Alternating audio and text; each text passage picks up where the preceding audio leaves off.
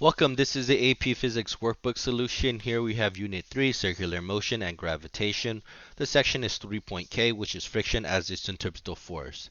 Here's the scenario. A student is attempting to determine the coefficient of static friction, μs, between a coin and a steel plate. The student attaches the center of the plate to a fixed, freely rotating axis. For each trial, the student sets the coin on different positions on the steel plate and measures the distance r from the center to the coin to the center of the axis of rotation. The student also has a stopwatch to measure the period t of the plate rotation.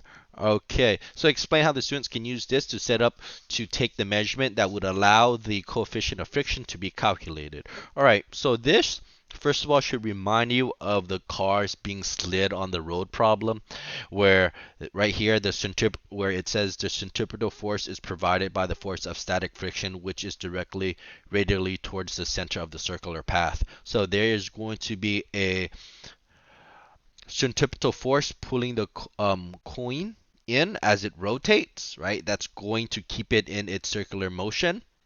That can be calculated because it's going to be mv squared over r. That's going to be equal to the maximum static friction, which is mu times the normal force. What you can do is get the velocity to the point that it stays within the circular motion. Okay, so what you can write here is, okay, the student, right, can start off slowly, then pick up the speed of the rotation. Okay.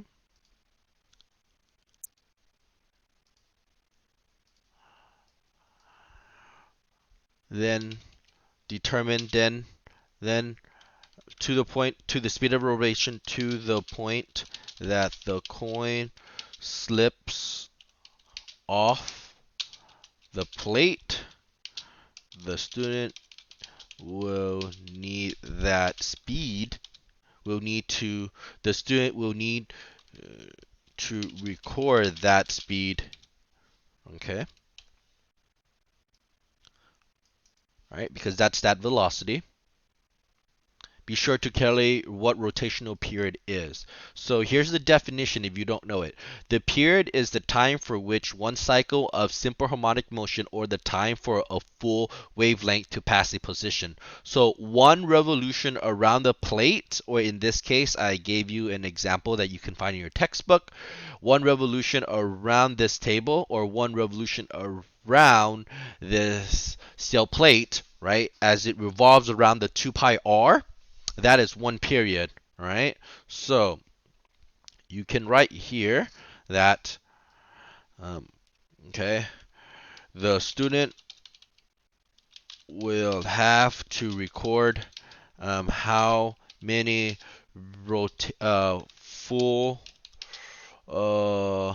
how many complete revolution occurred before the coin slip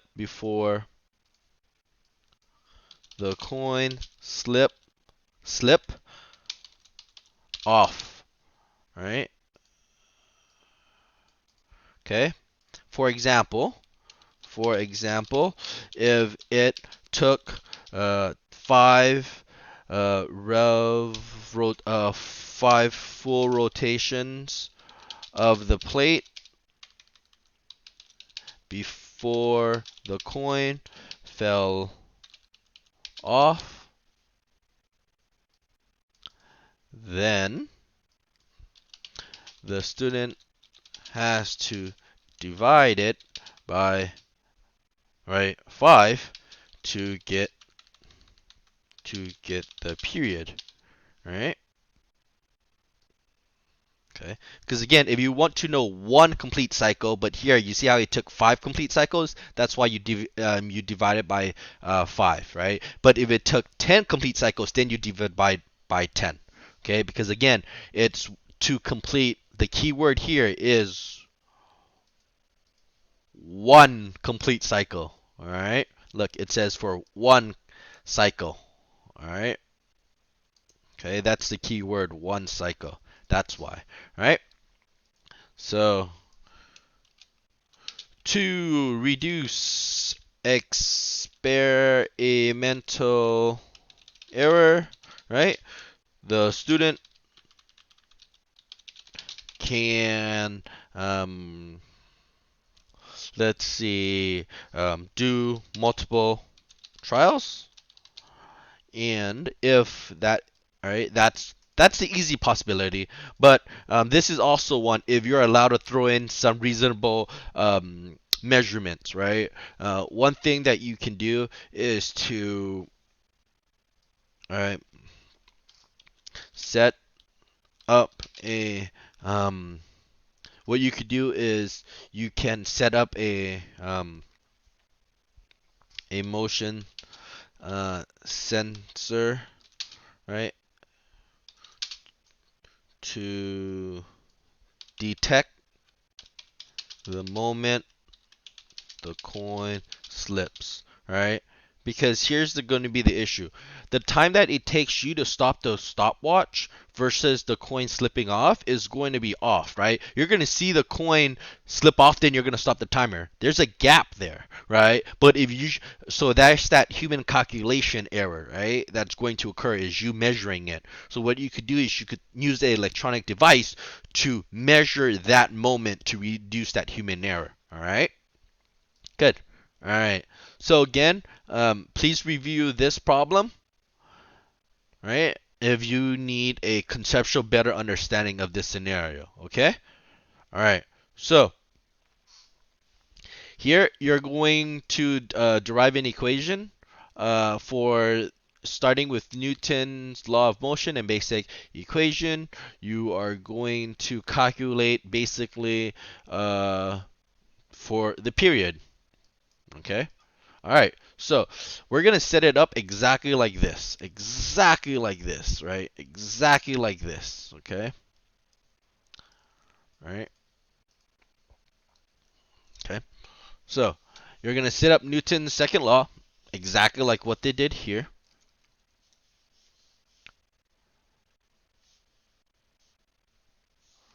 All right, and by now you should understand how I got this, okay? And we are only looking at a particular direction, right? And we're only looking at it horizontally, so you can write here x, and this is going to be the centripetal acceleration. All right. Okay. All right. And exactly like what we do here. Okay. The force of friction is what's going to be providing that. So we can write mu times the normal force. Again, I'm not going to write the normal force. I'm just going to write mg because, right, you should know that already. And m times v squared over r. Right? Again, if you don't understand this, watch the previous videos. All right? So, mass cancels out. You get u j over v squared over r. Multiply by r to both sides. You get u j r equals to v squared. All right? That's what they sort of have here at this step. But here they arrange for mu. Okay? So, what do we know about velocity? Right here. Okay? Here they say it's 2 pi a, but a is just referred to this part. A in this scenario is just the radius. So you can write right here, they should tell you v is equal to 2 pi r over t. Alright? So that is what you have here. Okay? And again, this comes from the simple harmonic motion. Read these notes if you need an explanation on how they got it. Okay? So here you go. Make that substitution. 2 pi r over t. And remember, it's stuck within the squared, so you have to square everything. 2 squared becomes 4, then this becomes pi squared r squared over t squared. Okay? You have an R here, and you have an R here that can get canceled. UG over 4 pi squared R over T squared. Alright, let me just bring this down. Okay, we'll have enough room. Give me a second. I gotta make more room for the deviation. Okay. Alright, so now we are trying to get t squared alone. So I'm gonna do some quick algebra here. Okay, I'm gonna divide this by 1. You see how it's a fraction, a ratio over a ratio? I set it up like a proportion so I can cross multiply. Alright, so it becomes t squared mu g is equal to 4 pi squared over r. Divide by mu g, you get t squared is equal to 4 pi squared r over mu g. Alright, there you go. That's it. This is how you get it. Again, you could get t if you want. Um, you could do this if you want. You can say this. You could square root it. 4 pi squared r over mu g. But here's where it gets nasty, right? This becomes basically 2 pi square root r over square root mu g. Okay. No one actually works in this version of it. People tend in physics to work with this version of it.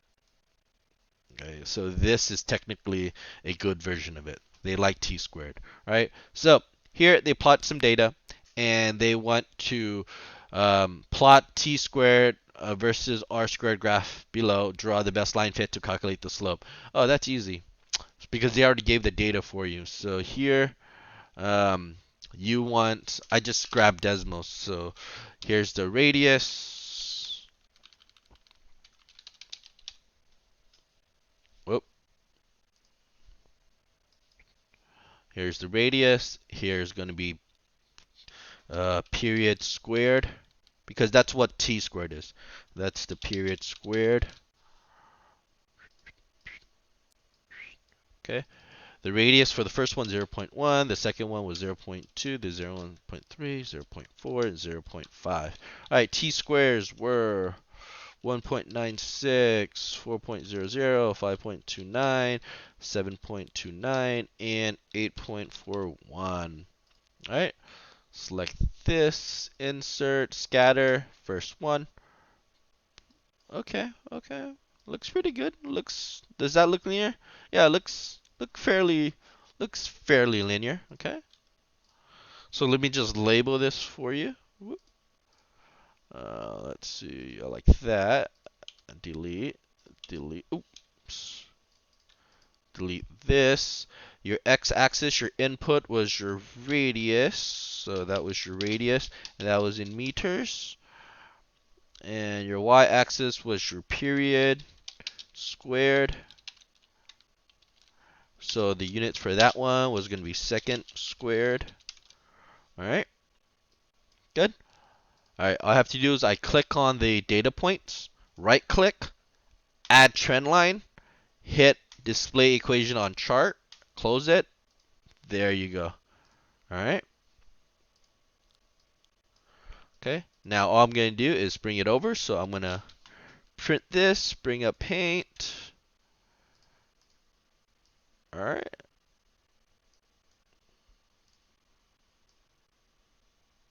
Okay, boom, boom. So I just brought that over. All right. So I could just delete this now. All right.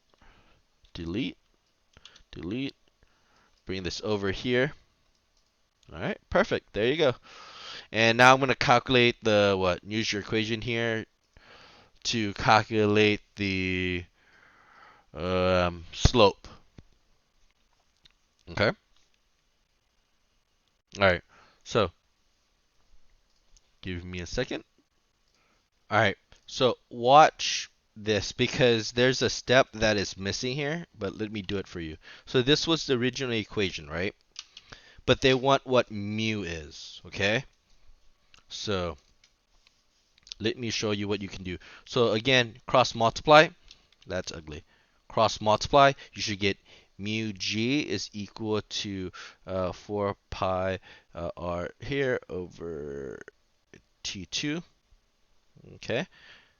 Again, this is divided by 1, so mu is really equal to 4 pi squared r over t squared, right?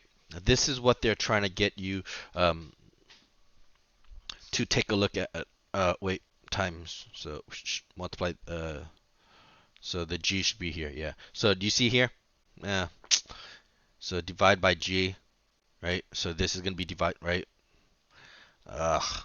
So here you cross multiply. How do you get rid of the g? Divide by g. Does that make sense? Divide by g. Okay. So that's why there's going to be a g down here. Okay. So what you have left is this. What you're going to compute to get this is that you are going to need. So let me split this up. R t squared times 4 pi squared over g, right?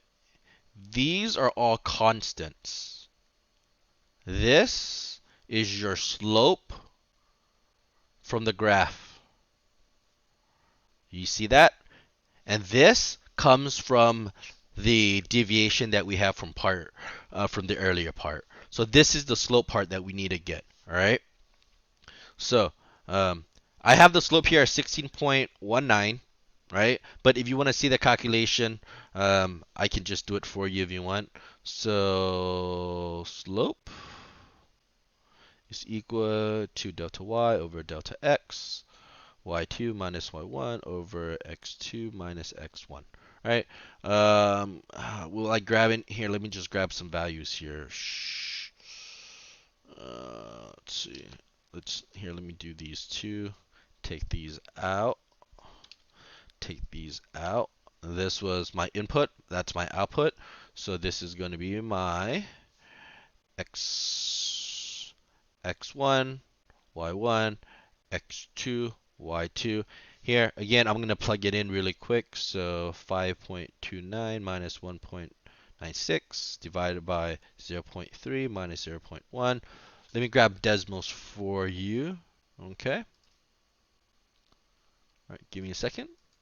All right, so here I have Desmos, so we're just going to plug that into Desmos. 5.29 minus 1.96. Then that's going to be all divided by 0.3 minus 0.1. Close it. Good. Right. 16.61. Right here it was 16.19. It's around 16, right? Okay, on the AP test, make sure it's around 16, okay? So if it's around 16, you're fine. So in this case, let me just use what Desmos came up with here.